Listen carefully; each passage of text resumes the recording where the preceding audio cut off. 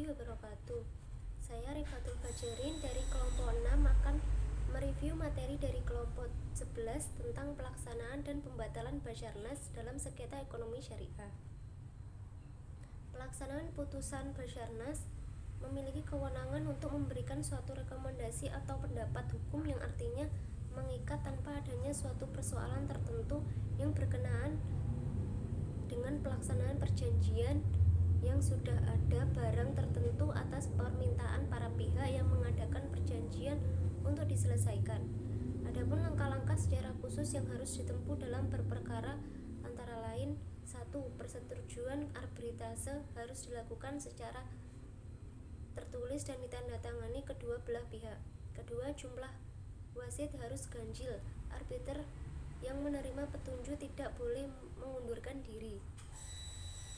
Ketiga, pengajuan permohonan arbitrase harus secara tertulis dan sekurang-kurangnya harus memuat nama lengkap dan tempat tinggal kedua belah pihak, surat uraian singkat tentang duduk sengketa, serta apa yang dituntut. Apabila pemohon pada sidang pertama tidak hadir, sedangkan ia telah dipanggil sepatutnya, maka pemohon digugurkan.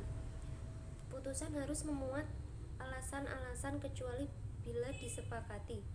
Keputusan harus diambil berdasarkan kepatutan dan keadilan yang sesuai dengan ketentuan hukum. Putusan bersifat final and binding. Yang terakhir, dalam hal putusan tidak ditaati secara sukarela, maka putusan diajukan menurut ketentuan dalam RV. Upaya pembatalan bukanlah merupakan upaya banding terhadap putusan arbitrase.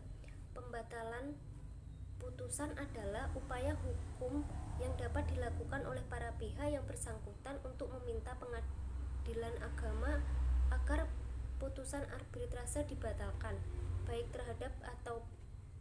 terhadap sebagian atau seluruh isi putusan. Putusan Basarnas dapat dibatalkan dengan mengajukan secara tertulis permintaan pembatalan putusan dengan didasarkan pada alasan: 1. Penunjukan arbiter tunggal atau majelis tidak sesuai dengan ketentuan yang diatur dalam kewenangan Basarnas. 2. Putusan melampaui kewenangan Basarnas.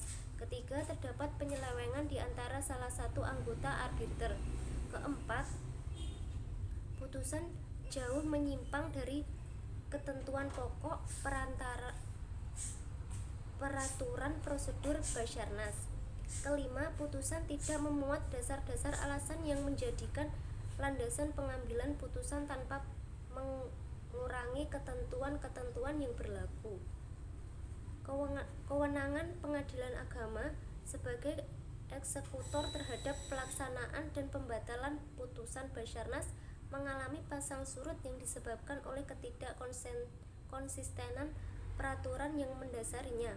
Hal ini dapat dilihat dengan terbitnya SEMA nomor 8 tahun 2008 tentang eksekusi putusan Badan Arbitrase Syariah yang kemudian dihapuskan oleh SEMA nomor 8 tahun 2010 tentang penegasan tidak berlakunya SEMA nomor 8 tahun 2008.